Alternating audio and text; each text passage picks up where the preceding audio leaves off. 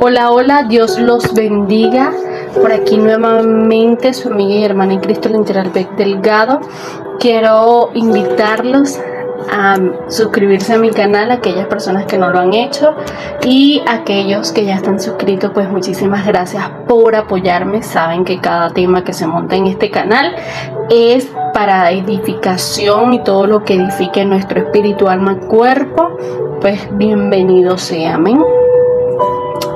El libro que vamos a estar estudiando en esta oportunidad es el libro de los Jueces, es el libro número 7 del Antiguo Testamento, y este libro de los Jueces lleva su título, o el título en hebreo de Shofetim.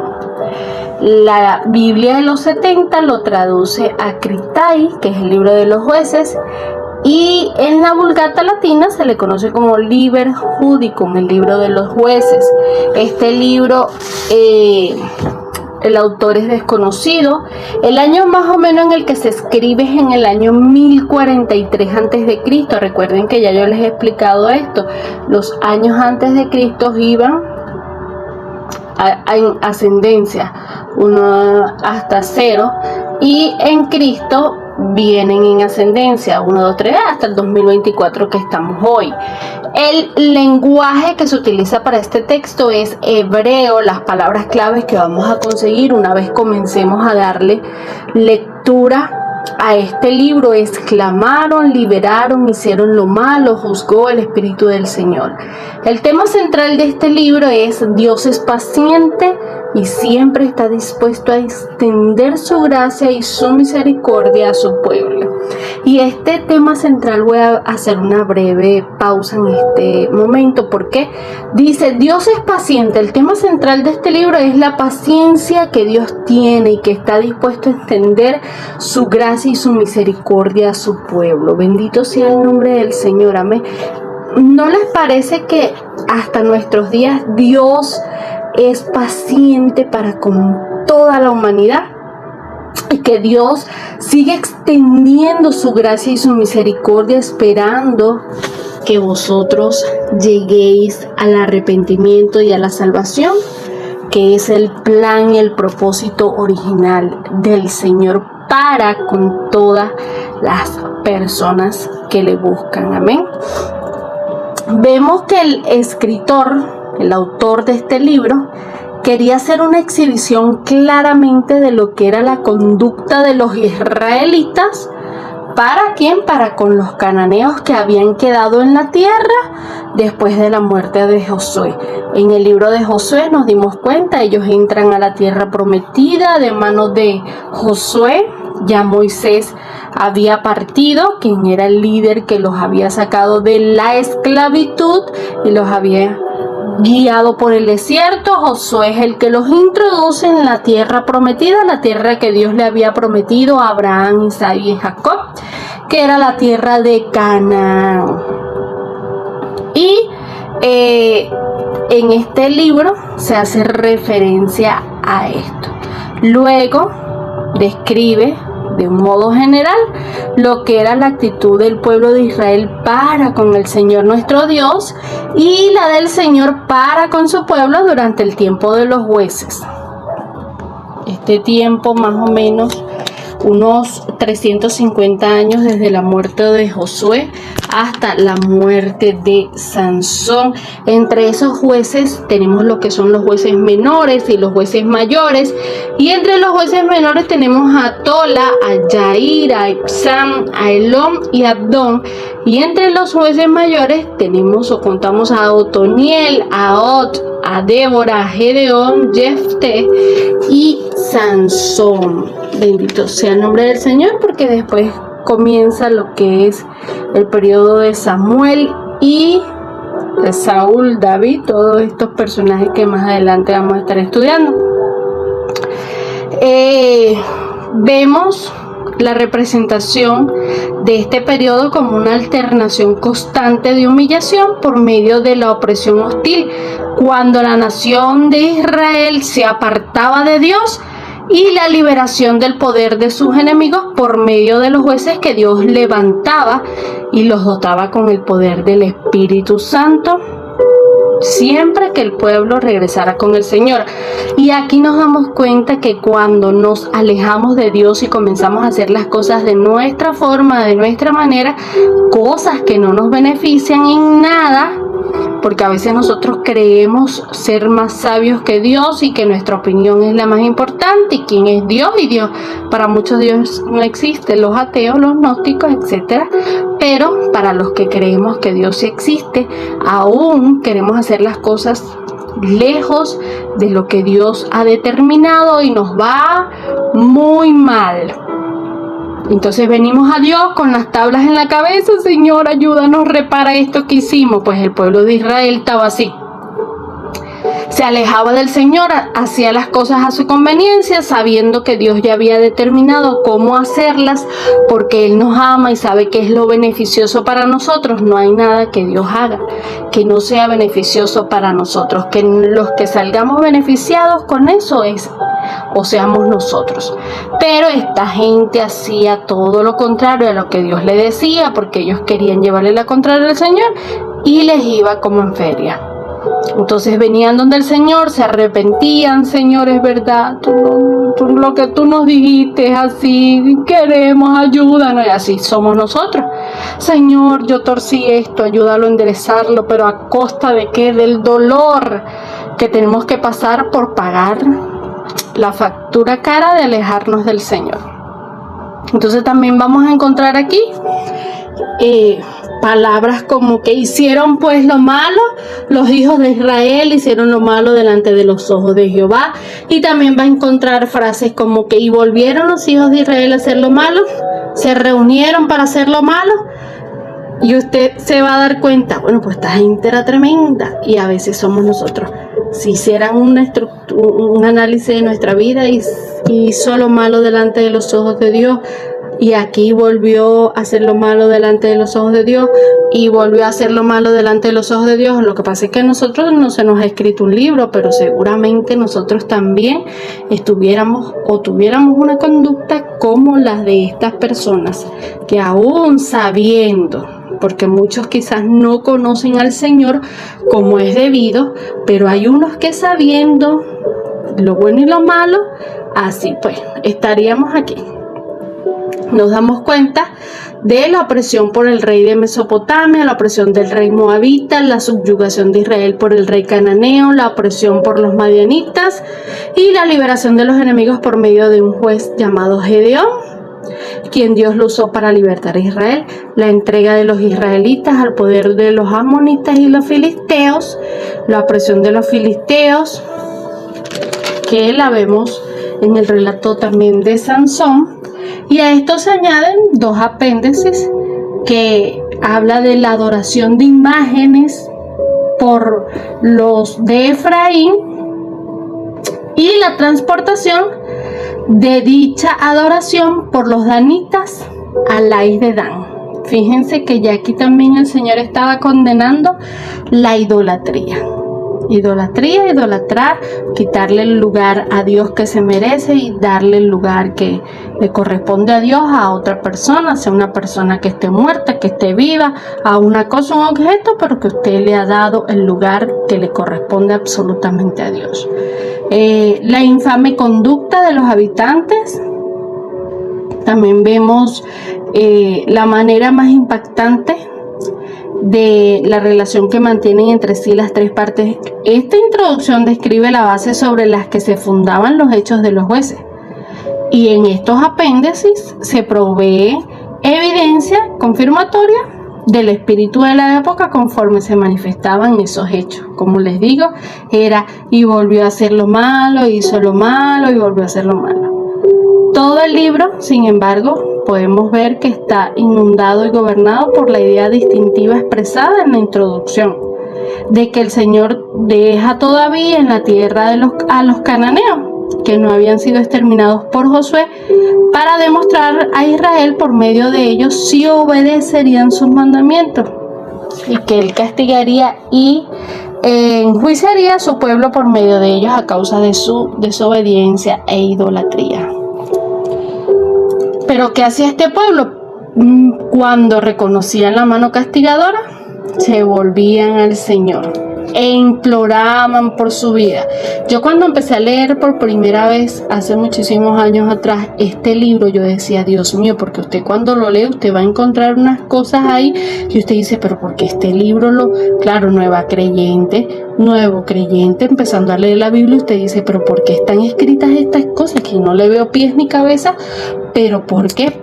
Como dice la Escritura, para que no hagamos lo mismo que se hizo en la antigüedad. Esto es una referencia de lo que nosotros no debemos hacer. Dios lo dejó plasmado, pero mucha gente por eso que lo hace no lee las Escrituras, no aprende. Dice para redarguirnos, para instruirnos, para guiarnos, para hacernos aptos. Dios quiere que cada uno de los libros que están escritos aquí lo leamos y los entendamos. Amén. Este libro de los jueces no debe verse como una historia a modo de ciencia ficción, sino que se vea conforme se muestran sus contenidos y según la disposición de los materiales, que corresponde a lo que era el carácter del tiempo sobre el que se extiende. Y eso es otra cosa. Cuando usted vaya a leer un pasaje, cuando usted vaya a leer algo de esta palabra sagrada de Dios, como es la Biblia, usted tiene que irse al contexto histórico, cultural, social, político, de en cuanto se escribió el tema o el texto, el capítulo que usted estaba leyendo. Por eso es que también hay malas interpretaciones de la palabra del Señor. Entonces, este periodo termina en el tiempo de Samuel, que comienza una nueva época.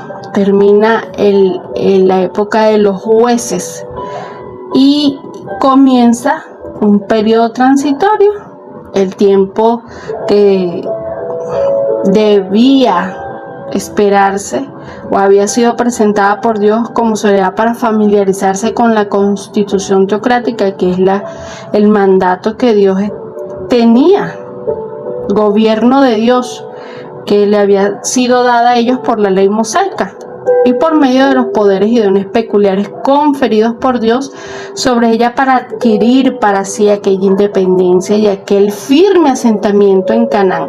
Recuerde que se los he dicho a lo largo de todos estos libros del Antiguo Testamento, la tierra del Señor, lo que conocemos hoy como Israel, se estaba asentando en Canaán, que era la tierra que Dios le había prometido al patriarca Abraham, Isaac y Jacob, y se las había dado por manos de Josué. Entonces, ahí se estaban asentando y se estaban estableciendo lo que eran las leyes, las ordenanzas, los preceptos y todo eso que fue conformando lo que era la nación completa del pueblo de Israel. Dios había prometido por medio de la revelación que les había hecho y que esta tarea podría completarse sin que el Señor designara directamente a ningún gobernador.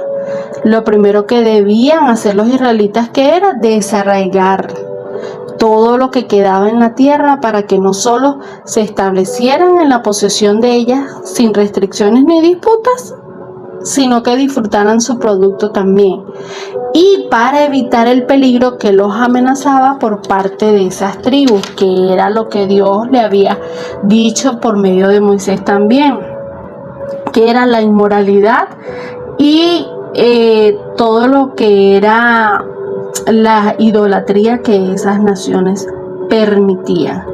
El Señor les había prometido ayudarlos en el conflicto solo y siempre que caminaran en sus mandamientos. Amén. El mantenimiento, lo que era del orden civil, como les dije, la administración, la justicia estaban en manos de los jefes de las tribus, familias y casas. Y para la relación que la congregación mantenía con el Señor su Dios, poseía los órganos y medios necesarios, que era el sacerdocio hereditario de la tribu de Leví. Y aquí nos damos cuenta nuevamente de cómo el Señor establece una diferencia entre lo que es el asentamiento con las leyes y lo que era su relación personal, la relación que en ese momento Dios quería. En este tiempo era a través de una persona, ¿verdad? Se le conocía como profeta o sacerdote. Y hoy, en nuestros tiempos, venimos nosotros mismos, nuestra persona, directamente a la presencia de Dios, porque hoy, en nuestros días, el Señor no se vale de un sacerdocio hereditario, sino que lo hizo a través de su Hijo Jesucristo, y nosotros, cuando venimos a Él por medio de nuestro Señor Jesucristo, tenemos esa relación personal con Dios, que Dios tanto quiere y que Dios tanto anhela. Amén. Entonces también vemos aquí una generación que conocía todas las maravillas de Dios, que había visto con sus ojos todo lo que el Señor había hecho, la obra del Señor, y continuó siendo fiel al pacto de su Dios. Pero había una generación siguiente para la que los poderosos hechos del Señor eran totalmente desconocidos, y empezaron a olvidarse de Dios, y a cansarse y relajarse en los conflictos con los cananeos, y hacían paz con ellos. Y no es que está mal hacer paz, es que hicieron mezclas de adoración. Entonces dejaron a Dios, que es un Dios santo y celoso, para adorar a los dioses de esa nación de Canaán, que era Baal y Astarot, la diosa Astarot, las deidades cananeas de la naturaleza, e incluso a sustituirlos por ellas. Habían dejado a Dios, que había hecho maravillas por ellos, para adorar dioses que ellos no conocían, que eran de otras naciones, y que de paso eran dioses falsos y dioses paganos. Entonces, la fidelidad del Señor, que hace, se rompe el lazo de unidad que formaba las tribus en una congregación. Todo era el pueblo de Israel, y que hacen las diferentes tribus comenzaron a seguir sus propios intereses por separados. Y por eso que en este libro vamos a encontrar cantidades de cosas que usted se va a asombrar y dice, ajá, pero wow, ¿qué es esto? Entonces, ¿qué hacían? Entre las tribus se oponían, y habían hasta guerras entre sí, tanto que Efraín, la tribu de Efraín, se inclina a asegurarse el liderazgo sobre todas las tribus, aunque no hace un esfuerzo vigoroso por mantener la guerra contra los opresores de Israel. En consecuencia, ¿qué sucede? Israel sufre más y más la opresión de las naciones paganas, a las cuales Jehová les entregó como castigo por su idolatría, y se habría convertido en presa de sus enemigos por completo si el fiel Dios del pacto no se hubiera compadecido de ellos, así como se compadece de nosotros cuando queremos hacer las cosas a nuestra forma, a nuestra voluntad, y después venimos a Dios, y Dios se compadece de nosotros y endereza aquello que nosotros hemos torcido. Con todo y eso, seguimos pagando las consecuencias de nuestras malas decisiones y de querer llevar una vida lejos de la presencia del Señor.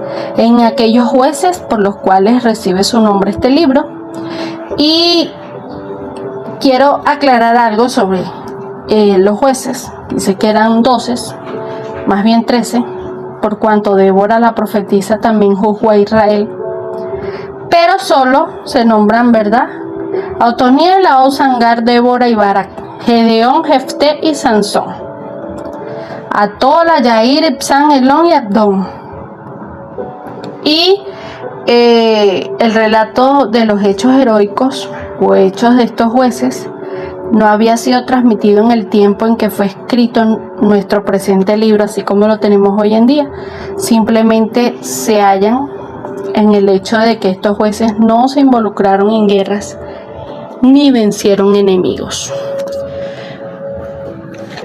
Este libro nos debe dar un claro ejemplo de qué es lo que se vive cuando dejamos a un lado la ley de nuestro Dios, y en su lugar cada uno hacemos lo que bien nos parece, sobre todo en este tiempo, en este siglo, en este tiempo tan difícil que estamos viviendo en plenos año 2024, donde se ven cantidades de cosas Es necesario que nosotros dejemos de vivir la vida a nuestra manera, que nosotros vengamos a la presencia del Señor, que aprendamos de Él, que leamos las Escrituras, que nos instruyamos en el camino del Señor, para que no repitamos los hechos anteriores, antiguos, por los cuales mucha gente sufrió y padeció.